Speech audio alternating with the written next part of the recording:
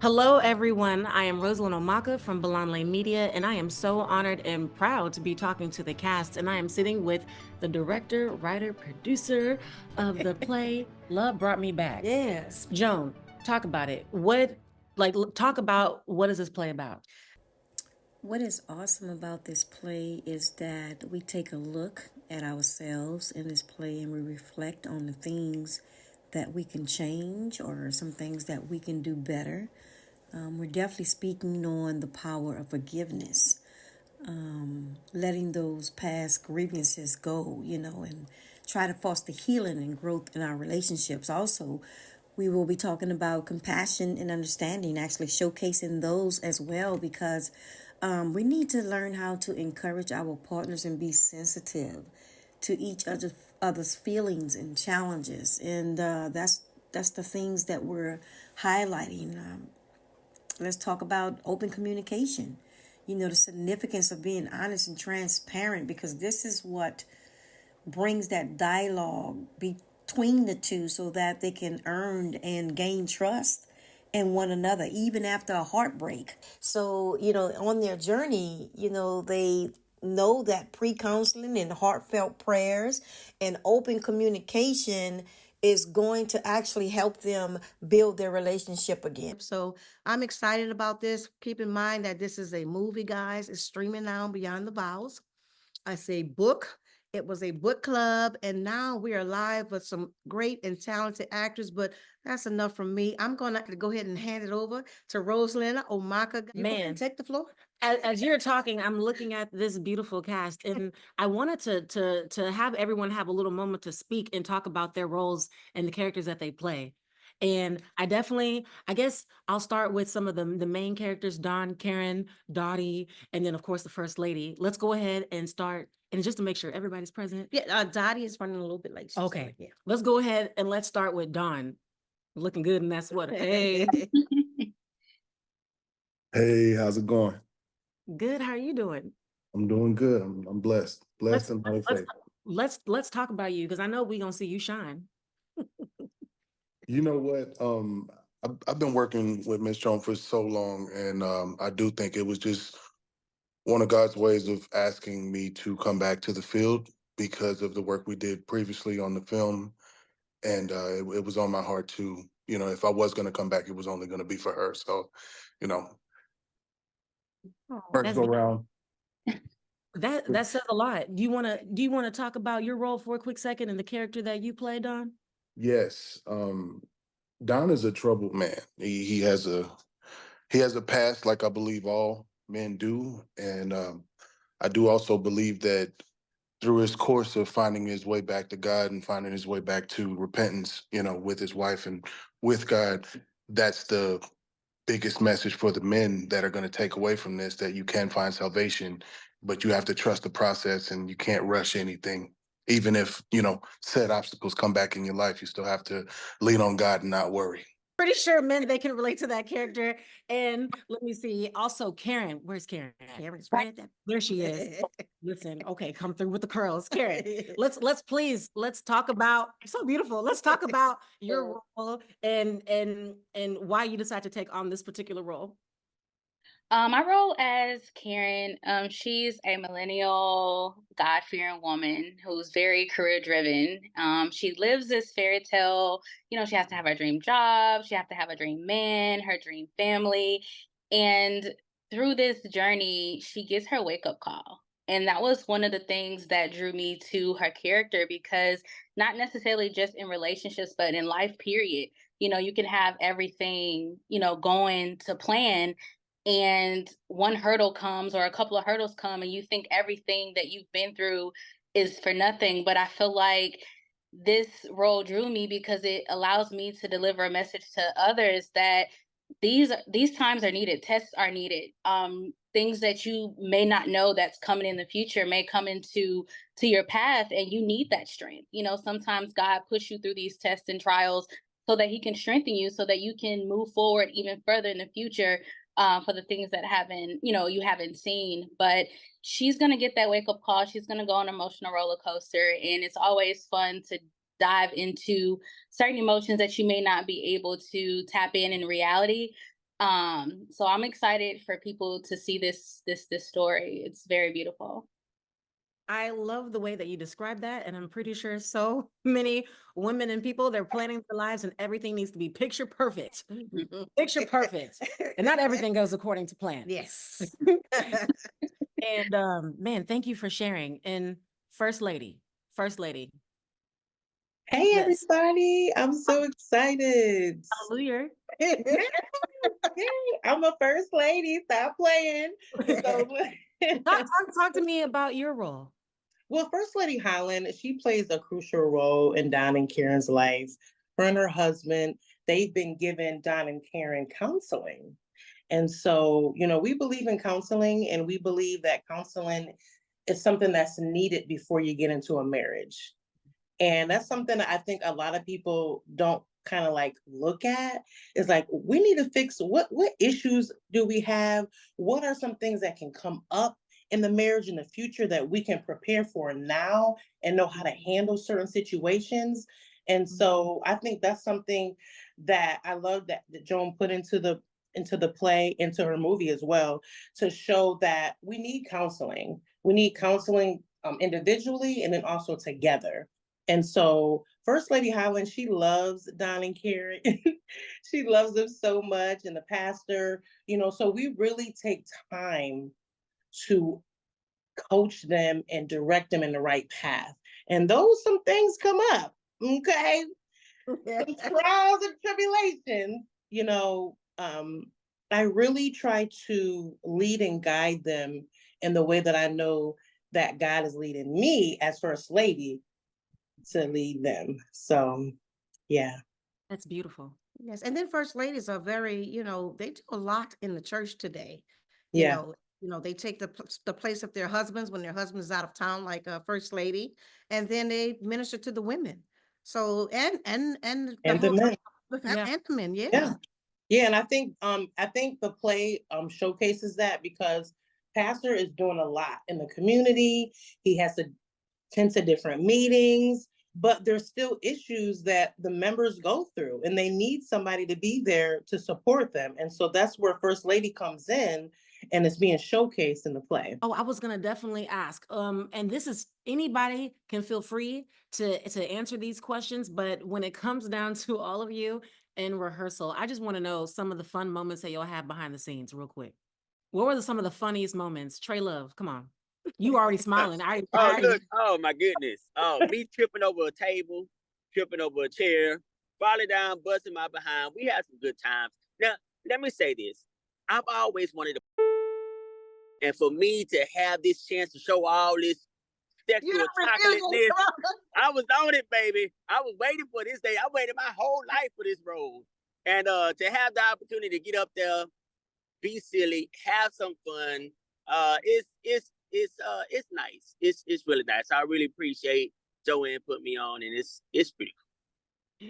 Oh man. And I will say for all of you, and feel free, 'cause I would love to hear multiple answers. Because when it comes down to this experience, what about this experience has been the most rewarding behind the scenes with working together as a team? What's been the most rewarding experience with this play? Well, I can say working with this particular cast on this stage play has been an incredibly rewarding experience to me because returning to this arena after a long absence, I was uncertain about how I would be received. I found myself surrounded by many talented actors, each committed to portraying love authentically, especially in the time that we're in now because love is being obscured. So they have different meanings now. Like, it's not like in time past. So, I am grateful to, all of these individuals who stepped up and embraced the challenge of bringing this narrative to life. Their dedication makes this experience even more special for me because upon my return, I felt warmly welcomed, by individuals who, is in this field, this arena, real deeply, which is Dolores and Jackie. And I'm going to say, of course, my son Sean, who's been a tremendous support in my entire family, so I am very excited to, have this opportunity and this honor to the legacy of Beyond the Vow series to close this chapter with the love and respect it deserves. God darn it. So I'm looking forward to delivering the performance that truly reflects the power of love, like talking about it and portraying it in such a way that it opens dialogue and people can have a conversation of what love looks like. So yeah, so I'm very excited about that. That's actually important that you just said that, because I'm curious, because many of you, you're not just actors, but you're also leaders in your space. And I wanted to know, when it comes down to mentally preparing for this role, especially with you also being a leader and then having to work alongside, Joan, what is that like? What was that like as far as getting your headspace right? Because you want to say something, but you're like, no, let me not say nothing. When I come into atmospheres like that, I kind of come with a clean canvas, and I always give people grace. And I'm always a student. At the end of the day, my mindset is always a student, no matter where I go, because I know that I have to learn. If it's in God's purpose, there's a message and there's something that I need to learn from it. So sometimes I do have to set my own personal boundaries and be like, okay, Ashley, you're here for a reason. Let's enjoy the wave, enjoy the ride, and see what it is that God is trying to get through you to them, or vice versa. So I always come with that type of mindset. I don't know if this could be random.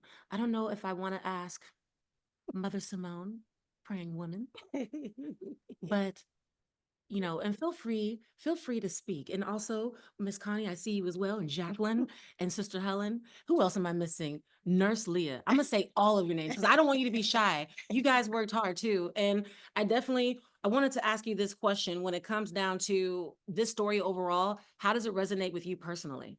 If you feel comfortable even sharing that. You don't have to be too specific, but if you could share a little bit, that may help somebody that's listening. Well, personally, this is Mother Simone. Um, personally, Beyond the Vows was a blessing to me. It just relationships in general. There's so many twists and turns in the plot. That's a really good movie. So if you haven't seen it, it's out there on all the platforms. Go and watch that. Yes, I was Mother Simone in Beyond the Vows, so that was a great experience. But the story is just so wonderful about a married couple, well, a couple that tried to find their way back together, and it's they had a lot of things going against them, but at the end of the day, they got back together. So that's really a good story because all relationships go through something, and just to navigate it, you just need that help sometime or a positive story to give you the motivation to keep going. So it was a blessing to me. Hmm. And I think as far as with me, Nurse Leah, how it resonates with me is just having to make those hard decisions and keeping folks out your business, making a decision for yourself and not worried about what others are saying. Yeah. Man. That's true. As far as me, this is all new territory, kind of being depressed and just delusional in a sense. So, I don't know. I mean, just the whole overall story, the play itself is just phenomenal. I mean, love brought me back. What else can you say about that? You know, but Connie, she Joan, I just want to say thank you for giving me a chance. I mean, because this Connie is something new to me. When I first met Joan, she'll tell you I was like a firecracker. She's like, "Oh no, break it down. I need you to be depressed. I need because I'm strong and I'm just like the life of the party, But she was like, I need you to break it down. Just find your inner Connie, and So I think I've done well since coming from day one. I'm growing into the character more and more, And I just hope I do it proud. And I thank you again for giving me the opportunity. Listen, So beautiful. Dolores Harvey is your acting coach, so you're doing it fine. Yeah. You're doing awesome. Thank you. Well, I have a great teacher, so great teacher and coach and director. I said I have a great teacher, Dolores. Then I have a great director that has a little patience, so that's a blessing. You already know I'm about to ask. So, what scene are y'all most excited for people to see? If we can give like a little. Oh wow! I'm just curious. Don't give it all away though. I like the back and He said no. He said this. I like the back and forth. It's a scene that is going back from one scene to the next. Like it's like two scenes in one. And so the way it's set up is pretty cool because it's a bachelorette party and a bachelor party going on at the same time. And so I think that's, to me, I think that's the most funnest scene. That sounds fun and crazy all at the same time. I don't know what to expect just hearing it, but it sounds fun and crazy. Wild. It's gonna be wild, but we tone it down a little bit. Oh man. And wait, who else? Anybody else want to Come on, praying woman. the scene? She ready. I know she gonna speak. I've been looking at you the whole time. I know she want to say something. Yeah, I have to agree with Ms. Dolores. I think that's the one I'm really looking forward to. You looking forward to that baby on, girl? Oh, don't say nothing about the baby. Hold up. Y'all giving away the show. Y'all giving away the show. Come on now. I was not ready. Don't reveal it. I was like, oh. Oh my God. Man. You know what I would say? I would say that there is a lot of moments instead of just one particular scene that it's gonna take grasp of you, and you might catch your breath, you might be laughing, you might also be like, right? So there's a whole lot of that the entire broadcast. So I think it's, for me, there's moments that I really, really enjoy, but again, you got to be quiet. How you gonna miss out if you worried about one piece coming up? It's the whole play about to be fired. So yes, I love that. And even when it comes down to a live performance, are there any challenges when it comes down to going through like a live performance that people that haven't experienced performing live should, anything you should say? Like what sort of challenges and like how do you overcome them? Stage fright. Remembering them lines. Yeah, that's key. Do y'all have any breathing exercises that y'all do? I'm just wondering, before you get on set, y'all shake it up. Does anybody a prayer, a shot? I have no idea how people like prepare. I was gonna ask. Absolutely prayer. Yeah. Absolutely prayer. I think it also, for most of us, we try to maintain our composure because there is parts in the play that are going to make you laugh, right? But being performers like we all are, our ability to maintain order in the chaos, right? Because the moods are always going to change. So we still have to move the play forward. We can't let the laugh go on forever. We can't let the cry go on forever. Yeah. Wow. Yeah, it's like a roller coaster, really. Exactly. Yeah, for sure.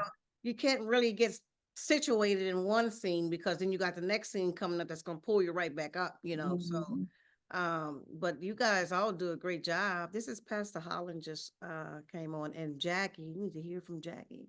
And speaking of the prayer, going back on the most rewarding of the rehearsals, I think that would be part of it, because usually when we open up in prayer, it just sets the tone, and no matter how rehearsal goes, we just know that it's going to be going in the spirit of God. Like it's going to flow no matter what.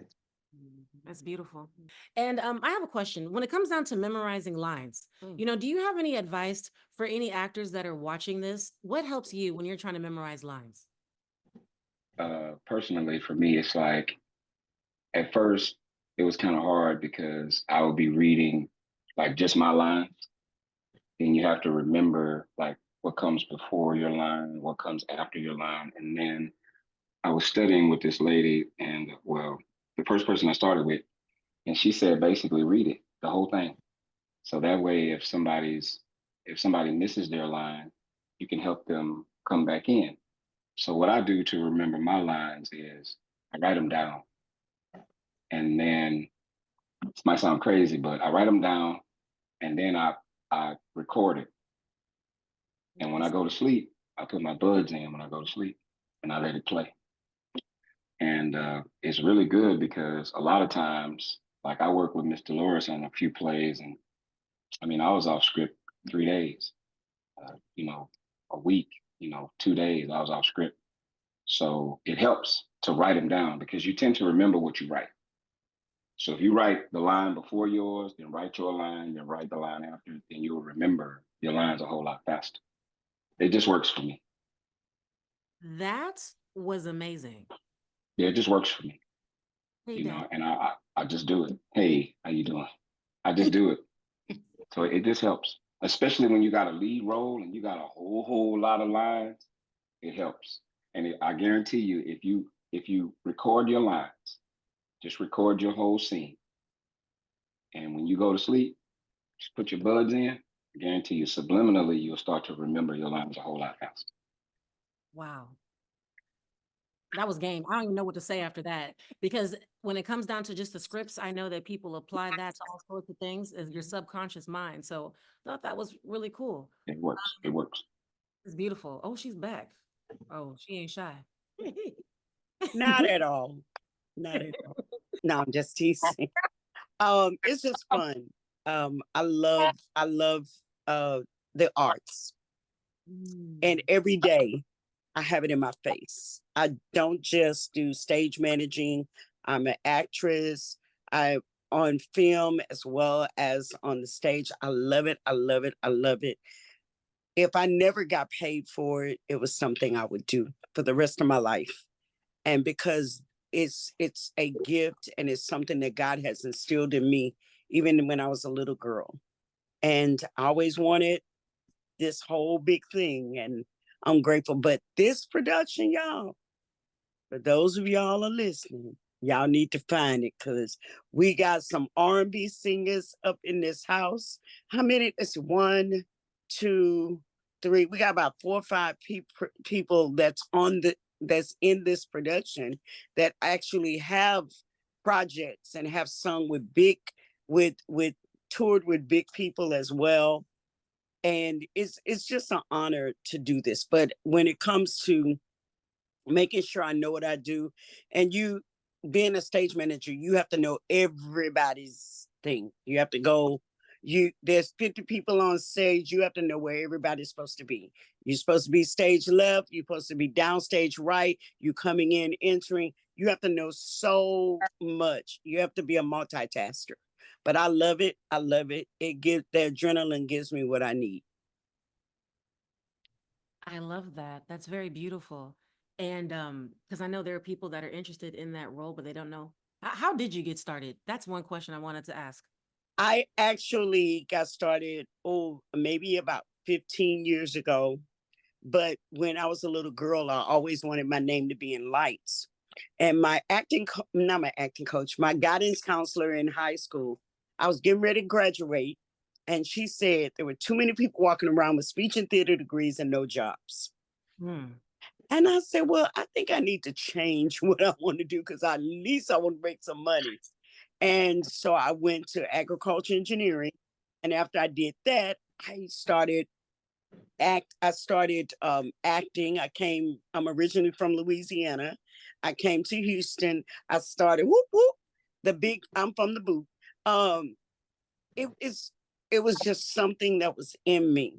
And I was always taught, if you are African American, 9 times out of 10, when you went to church on those youth Sundays, you were the one that was saying the Easter speech. You you might be saying a welcome. So I learned how to talk in front of people and stand, and I love it. I love it. So then when I came to Houston, that's when I realized that I had such a love and a gift for it. And I started honing my gift. I still have an acting coach. I also sing. I have a music coach as well, a voice coach that I'm with all the time. So I'm elated about that. But how I got started, when I came to Houston, I met up with some individuals, and one of the main individuals I met was, his name was Brian Keith Wilson. So I had an opportunity to work with him. Then I went to school and I got the bug. That's how I started. I love that. Thank you for sharing. No problem. And I definitely, when it comes down to this play, and everyone coming to see all of you in person, there are several issues that you point across. And so I do know, if I were to list a few things, when it comes down to communication, when it comes down to financial stress, emotional disconnect, and different life goals, is there anything that anybody would like to add in particular with a certain message that people wouldn't think of, out of the box? I see Sean as well. Is there anything that people can think of as far as like another angle? You know what I'm talking about? Yep. When we're talking about financial issues between couples and communication and trust. Forgiveness. Definitely forgiveness. Ooh. Oh, Yeah, forgiveness. And not just between couples. There's some things in the plays, or in our play specifically for men, if you pay attention. There's a very important scene where forgiveness is important there. And I think it'll speak to a lot of men that watch it, and dial in right there to say, you know what? Think I should change some of the things I've been doing in my life. Think I should yeah. have a conversation I've been reluctant to have, so to Yeah. Wow. speak.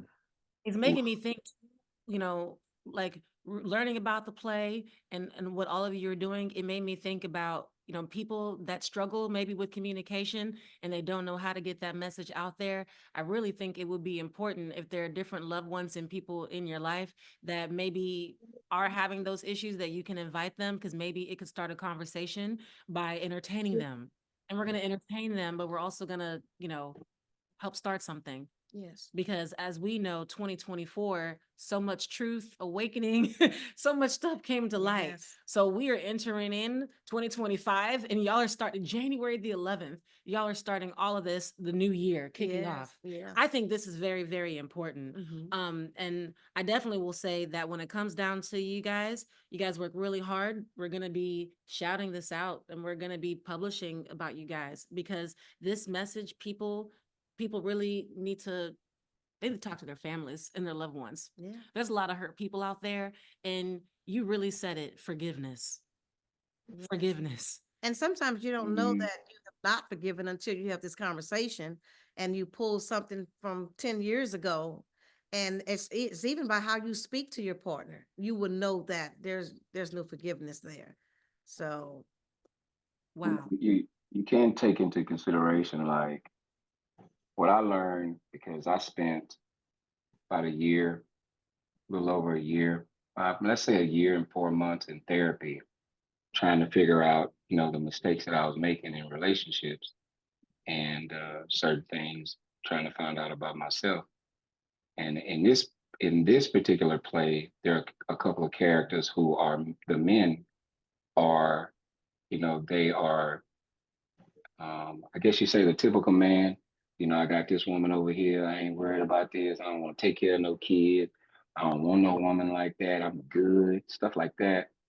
Those things are cool, but in a relationship, the one thing that I realize is that as a man, and most men don't even speak on it because they think it's a sign of weakness, is you have to learn how to be vulnerable. And the reason why I say that is because if you can be vulnerable with a woman and you can let her know that what you did hurt my feelings, you know, and can we talk about it? Because that's one of the feelings that's a non-negotiable for me. And if you can be vulnerable enough to share things with your woman, your spouse, your girlfriend, whoever, your family, and they don't respect your vulnerability, as a man, you can hold your head up high and walk away, because now they can't say, you didn't tell me. I didn't know. You didn't know how to talk to me. Well, yes, I did. And I let you know what bothers me. The finances, the way you spending money bothers me, or the way you're always gone with your homegirls bothers me, or, the fact that you don't come straight home from work, you come walking in here strolling, things of that nature. You have to be vulnerable enough to be able to tell a woman what's bothering you, because when you do, and she don't respect it, just like women, if you do, but women are emotional anyway. But what I'm saying is, as a man, if you can't be vulnerable enough to explain to her what's going on, then you can't walk away with your head high because you did what you were supposed to do. That's how I look at it. And in this play, we have characters that are, I'm good. I got this woman over. These are the kind of things that we do as men, because The people that I've asked, vulnerability is a sign of weakness. Nah, man, weak dudes do that, man. I ain't weak. I mean, it don't mean you weak. It really don't. Right. It don't It's really actually mean. weird that you said that because I feel like it's weak when a man doesn't show his emotions.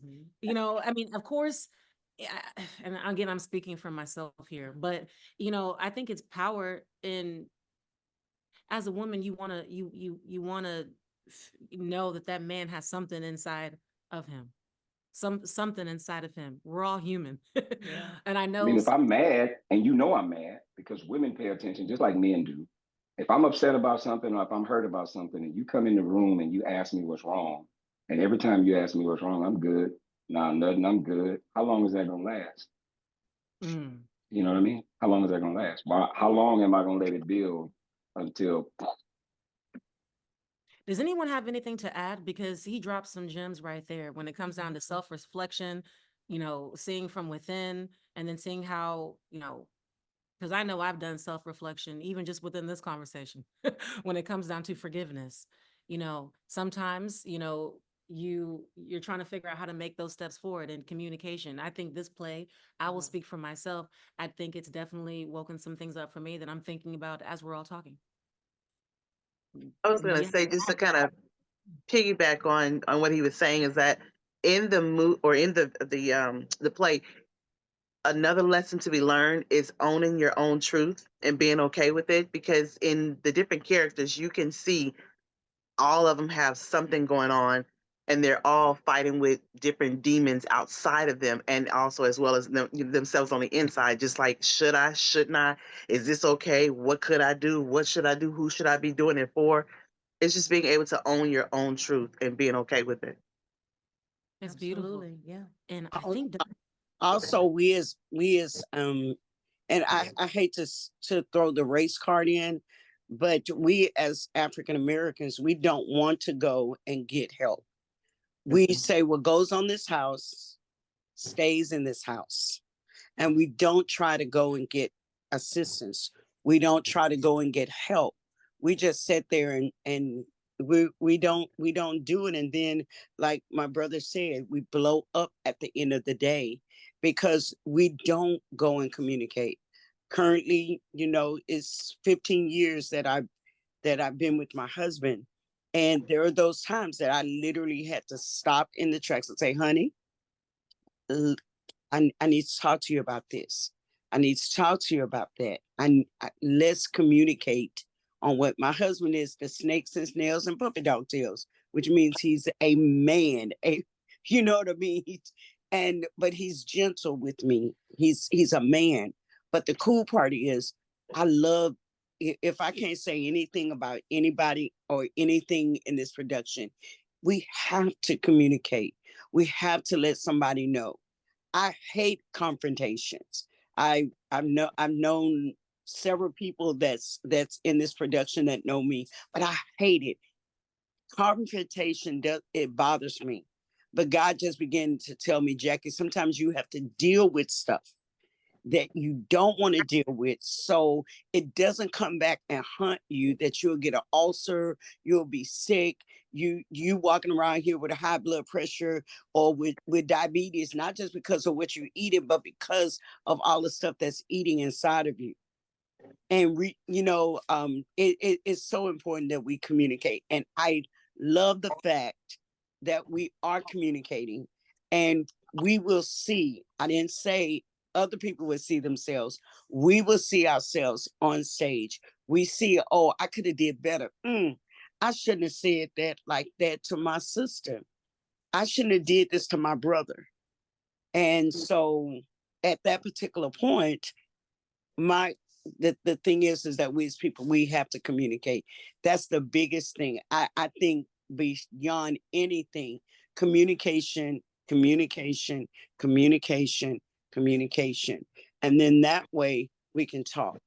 We can say, then, just like my brother said, that hurt me. So let's talk about it.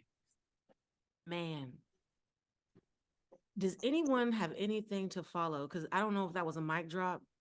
I don't know. Anything to follow? That was a mic drop right there. That was a moment. And I will definitely say when it comes down to communication. Anybody that y'all know, I'm going to just say this again, anybody that you know, I'm going to be inviting people to this play. It's some people that I'm going to be inviting a wide range of people. I'm thinking of people where we may have some differences. We do need to talk and open up that discussion. It's like, hey, let's meet up. Let's pick this particular day. Yeah. I wanted to add that the play also touches on friendships and boundaries that we have to place within our friendships, because sometimes as women, we do allow what our friends say and influence us with, and it can affect our relationships. And so, like Dottie and Ashley, and Karen, sorry, Dottie and Karen, their relationship gets, is pretty intense because really there was no boundary in place on either side. And so the play really touches that and how you can build those boundaries with your friends, because it's not just intimate relationships, but it's your mother. It touches on that, the parent relationship, child parent relationship. It really touches around all relationships, and that's what I really really like about the play. It's not just married couples or couples in itself, but it's friendships, it's relationships between a child and a parent. And so really being able to set boundaries is important. So I just wanted to touch on that as well. Setting boundaries is very important because you will be tired when you're serving everyone but helping yourself. And I see people nodding. Does Ashley, do you have anything that you can add to this? Because you're like, yes. Yeah.